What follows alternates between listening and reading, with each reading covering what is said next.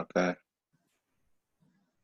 All right, my name is Wesahana Pearson. I'm conducting an interview for Black Asia Magazine, and I'm talking to a brother right here. Can you just, for the site, can you tell me your name? Yeah, my name is Stanley Erase. Okay, and Stanley, I know you from Vietnam and from living in Hanoi in the north of Vietnam. And That's correct. yeah, I was there for a few months, and the first thing I noticed was that one of my first nights there was this older guy, a little bit older than me, who kind of took me under his wing and kind of took it upon himself to show me around a bit. And what impressed me about you from the first time I saw you was the level of respect that you commanded, just from everyone, from local Vietnamese people, from Western people, from other guys from Africa. Like, you grew up in Nigeria, is that right? Yeah, that's correct. Okay, and you spent a number of years in Vietnam. And I think it's just because the length of time that you have spent there, everyone kind of sort of looked up to you a little bit, like that's Stan right there. Okay. Um, just in general, before we even go into the questions, can you tell me what your experience was like living there in Vietnam in just a very general sense? Okay, yeah. The general sense of it is it got good side of it and a bad side of it, but I like to focus on the more positive aspect of it rather than the bad side of it. I Okay. had a really good time in Vietnam. In fact, it was one of the best time of my life in Vietnam. I had Okay. a really good time, and for that reason, like I say, I still miss Vietnam. I've been away for about 2.5 years. I Okay. still want to go back to Vietnam because I still got plenty of friends. It's like a second home to me. I like the Okay. Vietnamese people because they're very, very accommodating.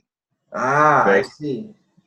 yeah. Okay. All right. So in Nigeria, what part of Nigeria did you grow up in? And how Uh, long were you in Vietnam exactly? yes, I grew up in the southern part of Nigeria, the south of Nigeria, which is Delta states. So Okay. I spent basically like all my life in Delta State until I moved down to Vietnam. I Okay. moved ar- I moved around in Nigeria a little bit. I went to college in the southwest of Nigeria, University of Ibadan. So I ended up staying there for about 10 years before Mhm. I moved to Vietnam. I Okay. actually went to Vietnam for a study program for 1 year. The Okay. plan the plan was to go back to Nigeria after my study program, get a job and start a life and stuff like that. But I Mhm. fell in love with Vietnam, the culture and the people, and I Ah. ended up being there for 5 years. So you were there for 5 years. Okay, quite a while, quite a while. All Yeah. right. So the study abroad program was what first prompted you to leave Nigeria in the first place.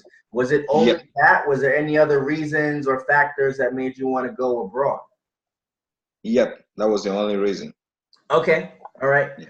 Um, so what was it like? You said you come from the Delta part in the southern part of Nigeria. Can you just Yeah. very briefly describe for me what was it like growing up in your hometown where you're from?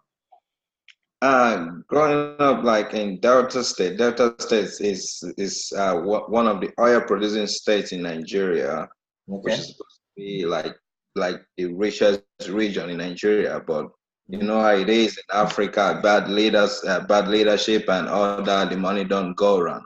So growing Okay. up in Delta State was fun and all that, but I'm from a rough neighborhood in Delta State where most of the people they went into gang and robbery and all that. I've lost quite a number of people from my neighborhood. But Really? yeah, I would never know that, but like honestly, bro, if I met you, I would think you kind of grew up well off. I would never think that about you. Oh, yeah, well, that's interesting. Okay. All right. yeah. So, Yeah, but my mom played a very big role in our life because she was very strict with us, very, very strict. okay. Yeah, so basically like grew up in church and stuff like that. So I think that played went like to some extent in helping us pull out a little bit from the streets. Okay. I see. I got you. I got you. If you had to make a comparison or a contrast between where you grew up in the Delta states and Vietnam, like what would you say? How was it the same and how was it different from where you grew up? I find, yeah. where I grew up, like in Vietnam, you know what it is back in Vietnam. You can wake up like 2 a.m. in Vietnam and decide to go to the old quarters, and you still find places that are open. You can drink beer and all that. Mm-hmm. Couple of weeks ago, like about a month and some weeks ago, I was in Nigeria. And while I was in Nigeria, I couldn't go out at night because it's very dangerous for you to go out at night. So most of the Okay. time, once like 7, 8 p.m., I'm at home. I won't go out anymore. But back in Vietnam, that is when the evening starts from 8 p.m. and stuff like that. So I find Vietnam to be safer than where I come from, Nigeria.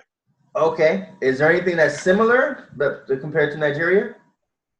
Let's see. Uh, when I first went to Vietnam, it was like a developing nation.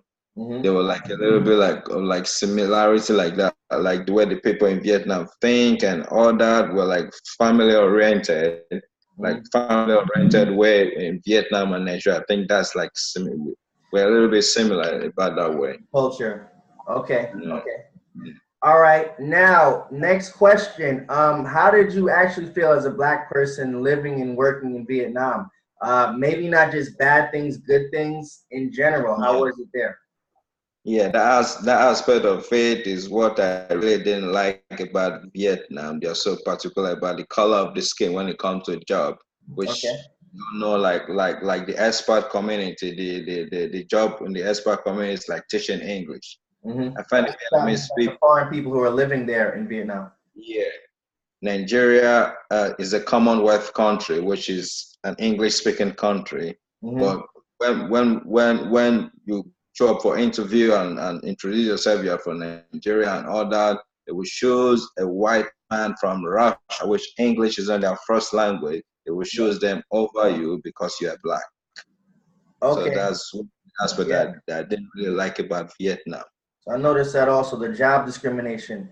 Yeah. Outside of the job, like in general, in society in general, did you feel the same kind of discrimination or anything like that? Yeah, the other kind of the other discrimination I feel about Vietnamese people is about the girls in Vietnam.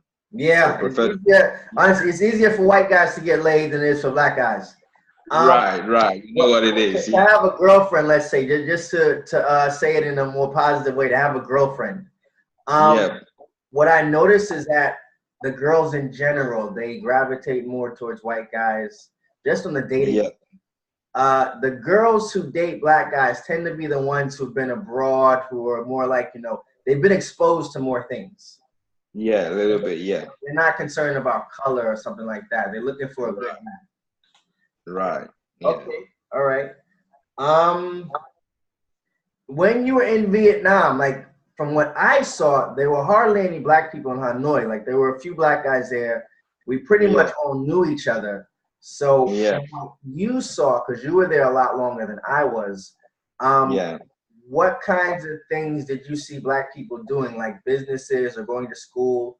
Or what kinds of things did you see other black people doing when you were there in Hanoi?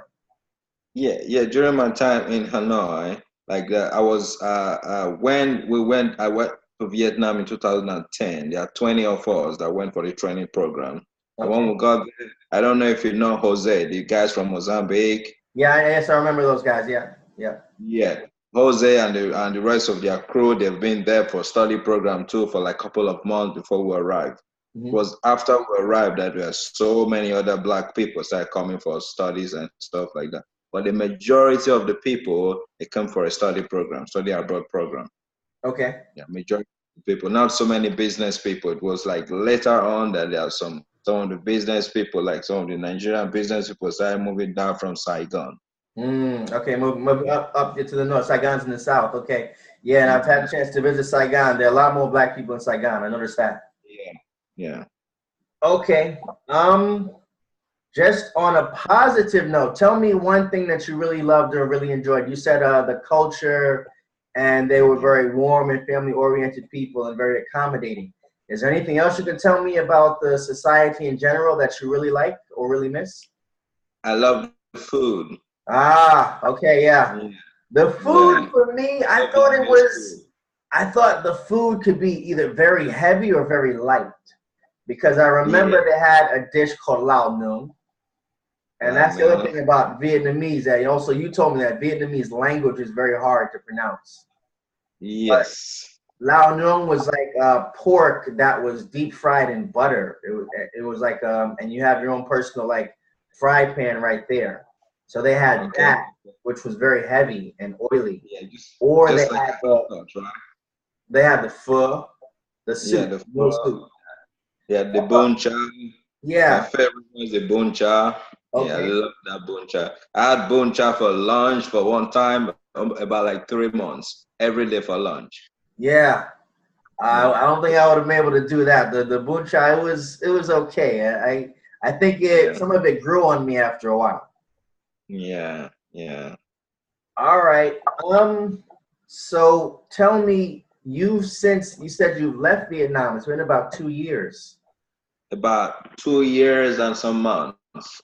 Okay, so where are you now? What are you doing now? And looking into the future, what do you think is going to happen? What are your plans for going forward? Yeah, presently, right now, I used to work for General Motors at the Corvette assembly. Okay. I work, yeah, I work in the assembly line, but I got laid off in July. So at the moment, Sorry to hear that. yeah, at the moment right now, I'm drawing unemployment, but I just got a job in Evansville, Indiana. I got Wow. a, yeah, Okay. yeah, this place called Cash Register Services. I don't know if my employers are allowed to give details. I don't want to say the name of the company, but I just tell Okay. you what we do at the company. Yeah. All So right. cash register, a credit card processing machine, and a POS upgrade and like software upgrade, installation, sales, and troubleshooting. Okay. All right. Yeah. I also forgot to ask you, besides Vietnam, what other places have you visited? So you're from Nigeria, you lived in Vietnam. Where else have you been to before? I've been to Thailand while I was in Vietnam.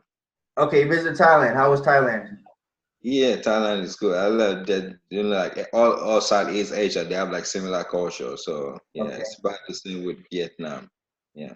All right. Okay. All right, Stan. Thank you for talking to me. Is there anything else you want to add, or anything else you just want to say about Vietnam in general? Yeah, generally, like here, I live in Bowling Green, Kentucky. Sometimes I see people speaking like Asian people speaking I went to one place, it's a salon, it's a Vietnamese salon, and I Mhm. realized the people there are from Vietnam, but they are not actually from Hanoi. But I don't know so much Vietnamese. I don't know like a little bit. I started start a conversation with them and all that, but couldn't communicate so much. But I still love the Vietnamese people. Anywhere I see them like this, I like to introduce myself to them. Yeah, I used to live in Vietnam for 5 years. I love Vietnam and stuff like that. Yeah, bro. Okay.